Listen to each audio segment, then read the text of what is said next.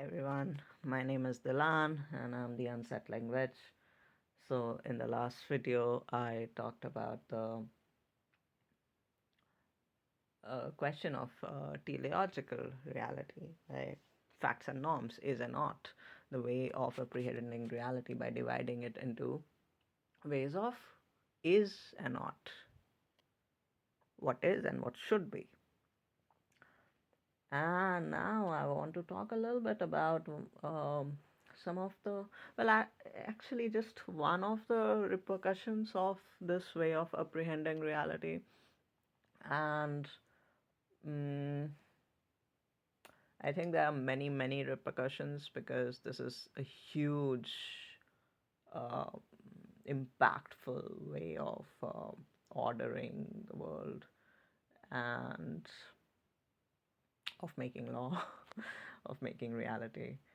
And um, I think I'll just stick to one repercussion today, which is the notion of good and evil, the notion of um, good and bad. Yeah.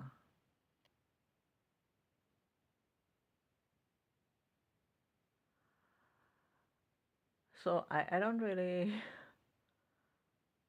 understand it myself. When I speak in these videos, I think I'm kind of organically trying to gab and see what comes up as I do it with you guys. So it's more of a self reflective practice, I think, more than anything else for me. So don't take anything I say in these videos or anything I say ever um, too seriously, because what do I know, right? Who am I to know anything, really? Um, but since some things are coming up for me, I just want to kind of put them out, and I feel called to put them out. So see what happens. Um, so good and evil. It seems like as soon as I said that, as I said that teleological reality makes notions of good and evil, I felt an immediate fear in me rise up. And that is interesting because that fear for me is coming from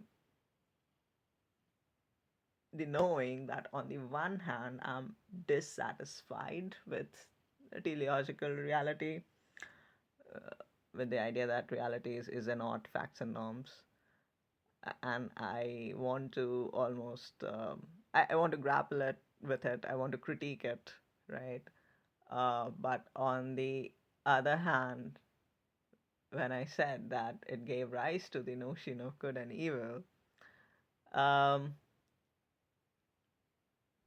initially I was thinking, yeah, this is the whole Abrahamic idea of good, evil, salvation, and so on, and that's where I'm headed. But I immediately sense of fear grip me before I could even go on to explore that, and I felt paralyzed um, because I feel it's so difficult to. I guess I feel a responsibility in not talking about these things too lightly, because I think it's very easy to not understand the gravity of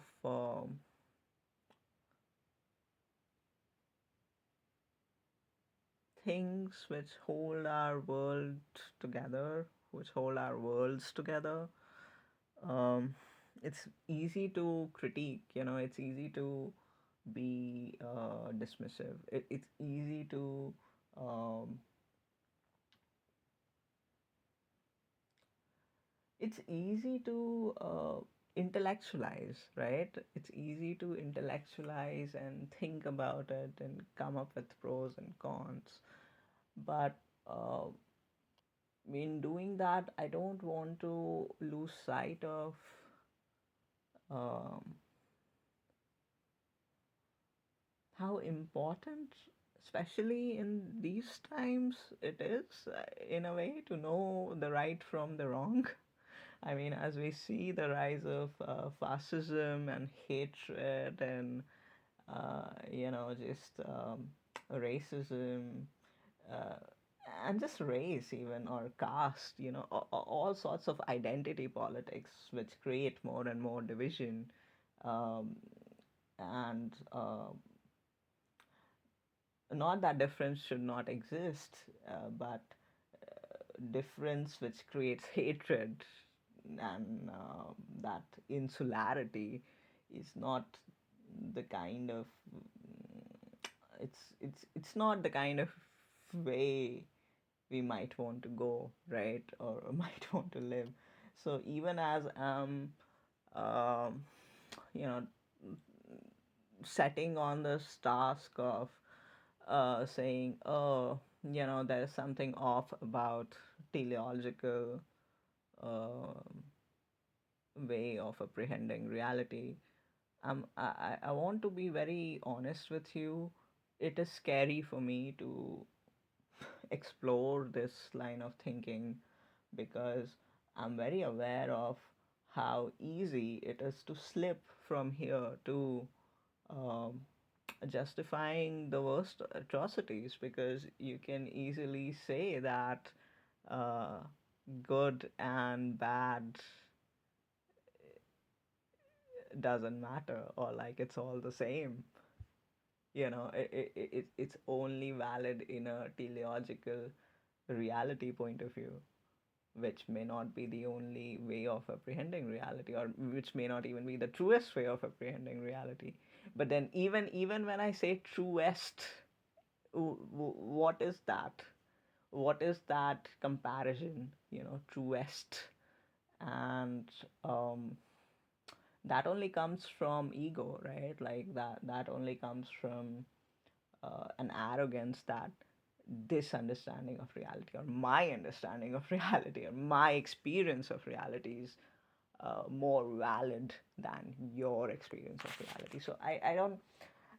I mean, there's so many traps. I'm like, that fear is signaling me. That fear I'm feeling in discussing this topic now, especially on an open platform like this. It's really I'm glad I'm feeling that, because it's helping me articulate these important things, because the traps are uh, so many on this path, on this path of exploring beyond teleological reality. And I think we need to be aware of that. So with that awareness,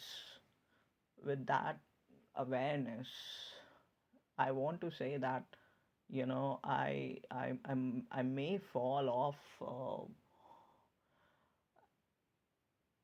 I may sound sometimes dismissive, or as if I'm taking things lightly, but I'm not.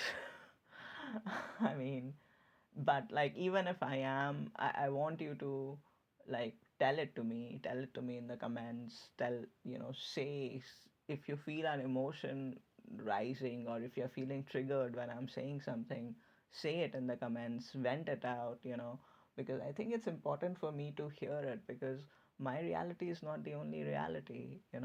Whatever you are feeling, if you're drawn to this video and you're listening to my words, whatever you are feeling is valid. And there's a reason, why you are here listening to it, these pointless videos. I mean, because they are pointless, right? Like, in a way, like, they are pointless and they're not pointless, but um, I think we need to support each other. We need to help each other travel through this path of exploring beyond what we have assumed to be, like, really the only nature of reality, dominantly the only nature of reality in this world, which is that we are, which is of is and oughts. what is and what should be. And um, there are many traps on this path. There are many um, easy slips on this path of exploring beyond the teleological, and um, I'm bound to slip. I'm not a perfect person at all, far from it.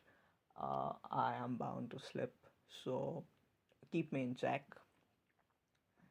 If you ever find me saying something too lightly, you should like write it down in the comments, so you know, because I don't want to be that person. I don't know anything basically. I'm just fucking fucking around, I guess. Like I'm just talking, but I don't know shit. So, and I mean, no one does, right? Like we are all just only learning together, right? So with that in mind, let's let's talk about what I wanted, like why I started this video, which was um, the repercussions of teleological reality, which is good and evil. And it's funny that that contextualization or the disclaimer, which I've been talking about so far, took like almost half of this video now. Yet is yet taking even more now as I keep on talking about it, because I think it's I think a younger me would not have said those things, and I'm realizing now that what I thought was only kind of the the afterthought, the sideline, the disclaimer, so to say, not the meat of the topic, is probably actually the meat of the topic. you know um, or it's at least half the meat of the topic. Half the meat of exploring an unknown path, exploring an unfamiliar path, is to acknowledge the fear and to be guided by that fear. Actually, we say that uh, I don't know, courage is not feeling fear, or not, like feeding fear to the winds or some shit like that. Oh my god. So I think it's really problematic actually. um, I think there is a lot of help if we let ourselves be guided by fear at the appropriate time. I'm not saying, and this is the thing, it's all about timing, right? When you do what you do, right? But then again, like, who am I to say? Like, we are again entering the realm of shoulds. We should do this and should do that. But all I wanted to say was that there is value in understanding why fear is coming up.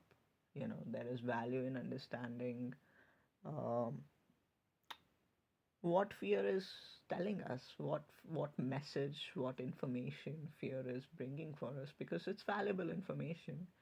And if you are walking a tricky path, you're walking an unfamiliar path you just thought of a little while ago, or a path you have just discovered a little while ago, and you have no information about it, you have no map, and you're just starting to walk it, and you start walking it without fear, uh, no no knowledge, no fear, you're gonna die, you're gonna, or maybe you're gonna worse than die. Maybe you're gonna get like caught up in some unbreathable bog pit and be stuck there forever. Uh, it's fear. Fear. I mean, it's weird. Oh God, it's so weird that I'm saying this, because I used to, when I was younger, I used to hate this philosophy, but fear has a way of teaching us respect, right? Fear has a way of teaching us respect when we don't know better. Fear has a way of teaching us respect when we don't know the lay of the land, when we are in unfamiliar land. when we are on unfamiliar paths, fear teaches us to respect them. Fear teaches us to respect what we don't know yet. So, I mean, obviously, this has been misused so much in patriarchy that, uh, um, where not just patriarchy, many systems of oppression where uh, respect becomes synonymous with fear. Like, you respect me if you fear me, that kind of thinking. And obviously, that is very, very problematic. That is not what I'm endorsing, you know, uh, because um,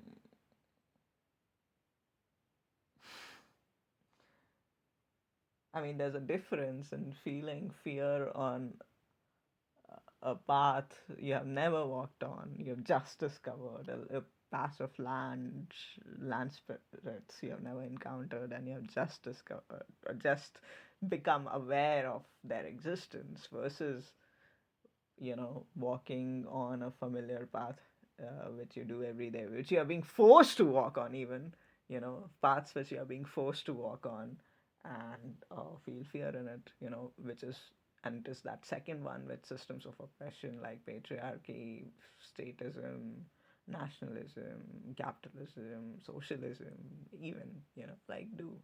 So, I mean, I want to make that distinction. And now I feel like, yeah, yeah, what the thought, or the departure point with which we started this video was that the repercussion of the teleological reality is good and evil, the creation of good and evil, and the repercussion of understanding reality in terms of is and ought, in terms of what is and what should be, is the creation of good and evil. Um, and why? Why, you ask? Because if there is a should, if there is a teleology, if there is a teleology, if there is a purpose, right? It's towards which we are constantly moving, towards which life is constantly unfolding. Um, there will be things which would detract us from that purpose, right? The shouldn'ts, because where there are shoulds, there would be shouldn'ts, and things which detract us from that purpose uh, then become the evil, right? The bad, and things which align us with that purpose are the good, right? And with the formation of good and evil, then comes the concept of salvation, of being saved, of salvation, being saved, moksha, which I was talking about, enlightenment, right? Enlightenment, salvation, moksha, dharma, which is again about good, right? Dharma, good and evil. So these are not just some Western only concepts, and these are not just some Eastern only concepts. They are coming from not just modernity either, but they're coming from very, very old understandings of law and religion and politics. But all of that is even deeper than that. It's all rooted in an understanding of reality, which is teleological. And this old understanding of law, like I mentioned in my last video, is also rooted in the beginning of civilization, the beginning of city states. It begins in ancient Mesopotamia. All right. So, with that remark, I will finish this video now and hope that was helpful in some way. It certainly helped me to talk about it. Uh, but yeah, if you like these rants, leave a like or comment and tell me if you want me to keep making these videos. And I need to get some light in here, don't I? Alright then, take care. Have a good, not evil. Whatever. Have a day or have an evening. Alright then.